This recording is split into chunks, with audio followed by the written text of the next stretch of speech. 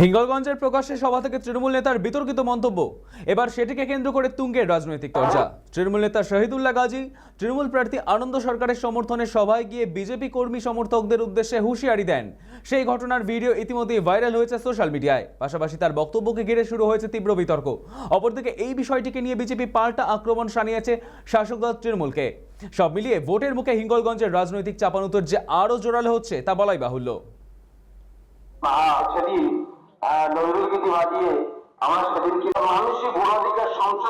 আমরা তো অ্যাকচুয়ালি রবীন্দ্র সঙ্গীত নজরুলগীতি বাজিয়ে মানুষকে আমরা করে দিয়েছি। আমরা যে মানুষকে তো আনন্দের মাসকে থাকতে হবে, আমরা আনন্দ করবো। পরিষ্কার কথা হচ্ছে, আমরা আনন্দ 2011 সালে করিনি, 2016 করিনি, 2021 করিনি। আমরা মানুষকে আনন্দ দেইনি। আমরা 5 মিনিট 10 মিনিট একটা বিজয় উৎসব হয়েছে, মানুষকে ওই দিন আনন্দ করে তারা আনন্দময় অবস্থা তারা যত অনুষ্ঠান করবে সেই অনুষ্ঠানেই তারা করবো। তাদের অমিত শাহ আসুক আর যাই করুক আর প্রশাসনিক ভাবে যাই বাধা হোক, সেদিন আমরা কিন্তু আমাদের অনুষ্ঠানটাকে থামবে না। উনি একটা সভাতে বলেছেন, আমরা রবীন্দ্রসঙ্গীত বাজিয়েছি, নজরুল গীতি বাজিয়েছি। 2026 সালে জেতার পরে আমাদের যে ইয়াং জেনারেশন আছে তারা তো রবীন্দ্রসঙ্গীত নজরুল গীতি পছন্দ খুব একটা করেন না। এখন ইয়াং জেনারেশনটা ডিজের গানটাই ভালো পছন্দ করে। তাই বলেছেন জয়লাভের পরে ইয়াং জেনারেশন আছে যারা, তারা ডিজে বাজিয়ে আনন্দ করবে।